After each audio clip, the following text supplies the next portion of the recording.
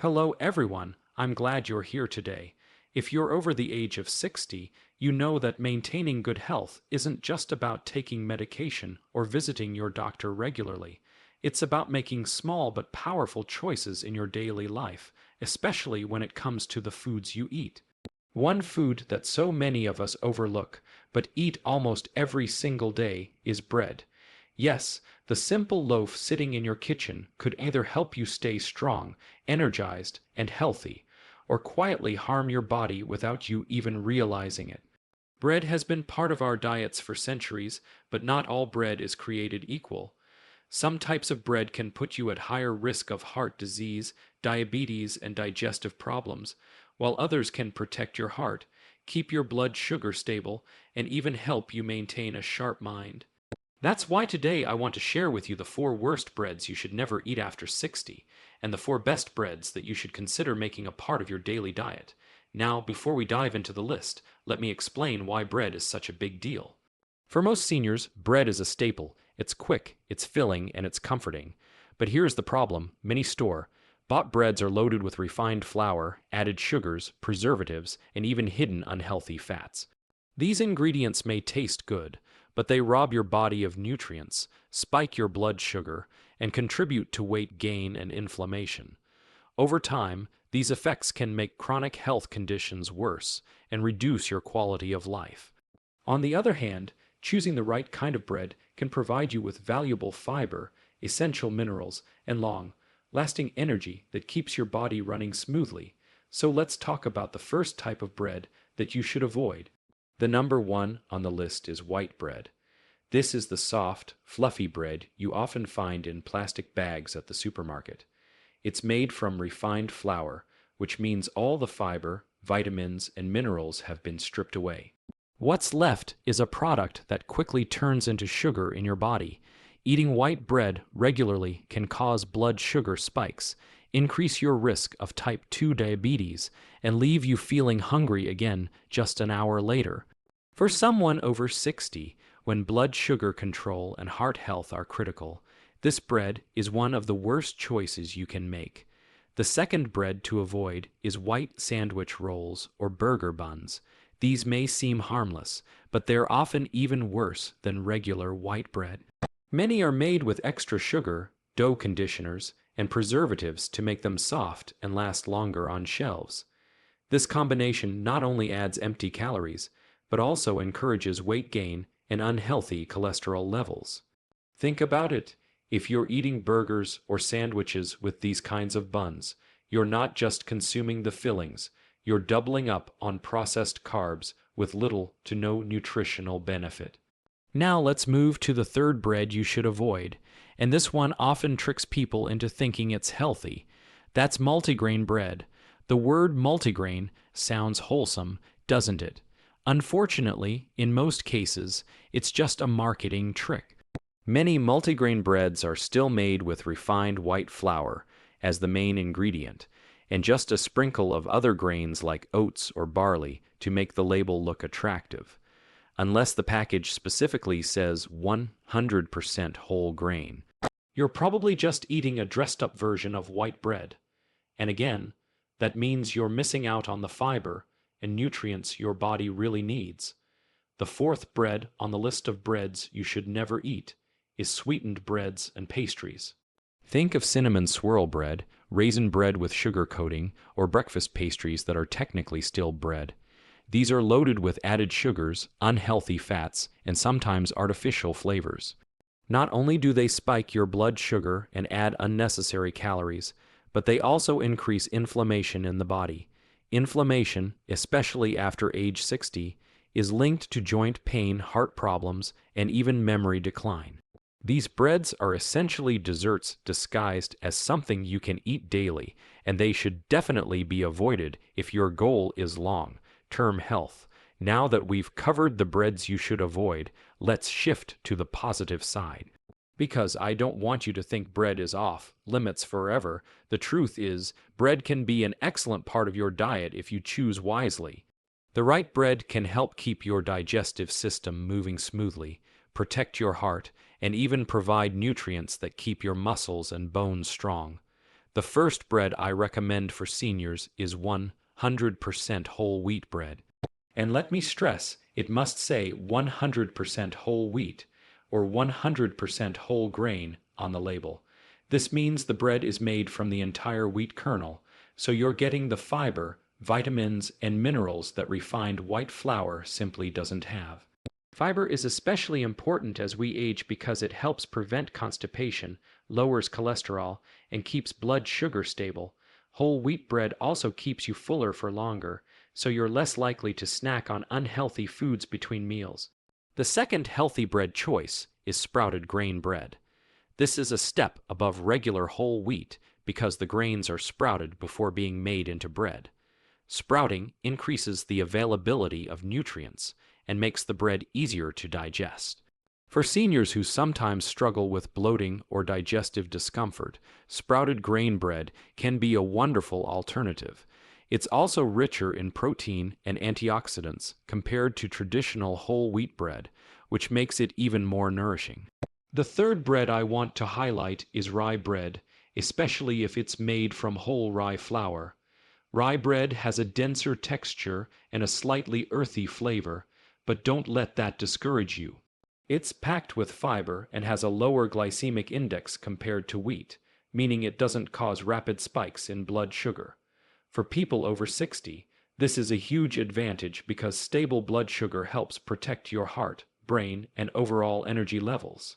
Rye bread also contains unique compounds that may improve gut health, which is another big plus.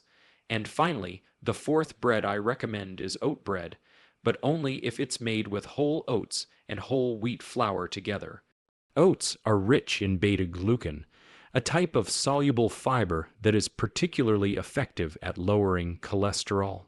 Since heart health becomes more and more important as we age, incorporating oat bread into your daily routine can be an easy and delicious way to keep your arteries clear and your blood pressure under control. So, as you can see, the type of bread you eat really does matter. Making the switch from unhealthy, refined breads to nutrient-rich, fiber-packed options can have a powerful impact on your health after 60.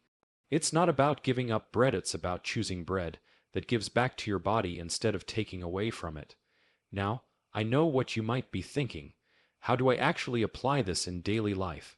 What should you look for when shopping, and how can you make these healthier breads enjoyable without feeling like you're missing out? Let's break it down. When we talk about making better food choices, it often starts in one place, the grocery store. The bread aisle can be overwhelming, with dozens of colorful packages claiming to be healthy, natural, or multigrain, but as we already discussed, labels can be misleading. That's why it's so important to know exactly what to look for before you place a loaf into your cart. The first rule is always check the ingredients list, not just the front of the package. If the very first ingredient says enriched wheat flour or refined flour, that bread is not whole grain. What you want to see is 100% whole wheat flour or whole grain flour listed first. That guarantees you're getting the full grain with all of its nutrients intact. The second thing to check is fiber content. For seniors, fiber is not just important, it's essential. Aim for at least 3 grams of fiber per slice. If the bread only offers 1 gram, it's not going to do much for your digestive health or blood sugar control. Think of fiber as your body's natural broom. It sweeps through your system, keeps things moving, and helps prevent the buildup of harmful cholesterol. Next, look at the sugar content. Some breads add more sugar than you'd expect, sometimes even more than a cookie. Ideally, your bread should have less than 2 grams of sugar per slice. Anything higher than that is unnecessary and will work against your health. Salt is another hidden ingredient to be mindful of. Bread can be surprisingly high in sodium, and too much sodium raises blood pressure, which is already a concern for many over 60. Look for loaves with less than 150 milligrams of sodium per slice. Once you start reading labels with these 4 things in mind, ingredients, fiber, sugar, and sodium, you'll quickly be able to separate the truly healthy breads from the ones that only look healthy. Now, let's talk about how to enjoy these healthier breads in your everyday life. Because making better choices doesn't mean sacrificing taste or satisfaction. It's all about being creative and intentional.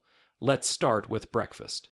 Instead of grabbing a sugary pastry or a plain white toast, switch to a slice of sprouted grain bread topped with avocado and a sprinkle of black pepper. You're not only getting healthy fats and fiber, but also a meal that keeps you full and energized for hours. Or try whole wheat bread with natural nut butter and sliced bananas. That combination provides protein, potassium, and a natural sweetness without the need for added sugar. For lunch, consider rye bread sandwiches filled with lean protein like turkey or grilled chicken, along with plenty of vegetables.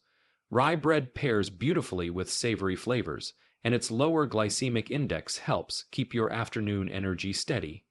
Another great option is oat bread topped with hummus, cucumbers, and tomato slices. That's a heart, healthy, plant-based option that's easy to prepare and light on the stomach. Dinner is where most people don't think of bread, but it can still be a healthy addition. Try serving a small slice of whole grain bread alongside soup or salad. For example, a warm bowl of vegetable soup with a slice of whole wheat bread makes for a balanced, comforting evening meal. The bread provides fiber and slow-release carbohydrates, while the soup gives you hydration and nutrients from fresh vegetables. And don't forget snacks.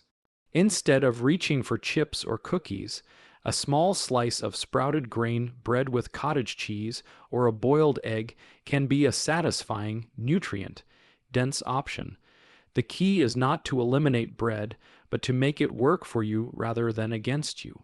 Once you train your taste buds, you'll start to appreciate the richer flavors and denser textures of whole grain, rye, oat, and sprouted breads. Many people actually find that after a few weeks, they no longer enjoy the bland sweetness of white bread. I also want to share a few practical strategies for when you're dining out, because let's be honest, life after 60 should still be enjoyable, and going out with family or friends is a big part of that. At restaurants, you often don't control the type of bread they serve, but you do control your portions. If the bread basket is filled with white rolls, limit yourself to a small piece and balance it out with a healthier entree choice. Or, if the restaurant offers whole grain options, don't hesitate to ask for them. Many places today are happy to accommodate when customers request healthier alternatives. Another powerful tip is to consider making bread at home. Now, I know that might sound like a big task, but hear me out. With modern bread machines and simple recipes, baking whole wheat or oat bread has never been easier. Not only do you get full control over the ingredients, but the taste of fresh, homemade bread is unbeatable. And when you know exactly what's going into your food, you eliminate the risk of hidden sugars, preservatives, and unnecessary additives. For those of you who may be managing chronic conditions like diabetes, heart disease, or digestive issues, these changes are even more important. Bread is something you likely eat every day, and those daily choices add up. The wrong bread choice might not make you feel bad immediately, but over time it contributes to higher blood sugar, clogged arteries, and weaker digestion. The right bread choice, on the other hand, supports your health quietly, every single day. Now let's talk about the bigger picture. Why does this matter so much after 60? Because food is medicine. At this stage of life, every bite you take is either fighting for you or fighting against you. Your body is still capable of healing, thriving, and getting stronger, but it needs the right fuel. Bread is just one piece of the puzzle, but it's a piece that most people eat daily, sometimes multiple times a day. That makes it one of the most impactful changes you can make. I often remind my patients that health is not about perfection, it's about direction. If you've spent years eating white bread or processed rolls, don't feel discouraged. You don't have to change everything overnight. Start by replacing just one slice a day with a healthier alternative, then slowly build from there. Progress compounds, and before you know it, you'll feel the difference in your energy, your digestion, and even your mood. Remember, food is not just about survival, it's about quality of life. When you fuel your body with nourishing, wholesome foods, you're not only preventing disease, you're investing in more energy to play with your grandchildren, more strength to stay independent, and more clarity to enjoy every precious moment. So let me leave you with this thought. You've worked hard your whole life. You've earned the right to live these years with vitality, joy, and confidence. Don't let something as simple as the wrong loaf of bread rob you of that. Choose wisely, because those small daily decisions create the foundation for your future health. The next time you walk down that bread aisle, I want you to pause, pick up the loaf, read the label, ask yourself, does this bread nourish me or does it harm me? And then make the choice that serves you, your health, and the people you love. Because at the end of the day, the goal is not just to live longer, it's to live better. And that begins with choices as simple as the bread you put on your plate. Thank you for joining me today. Stay strong, stay wise, and remember, your health is in your hands.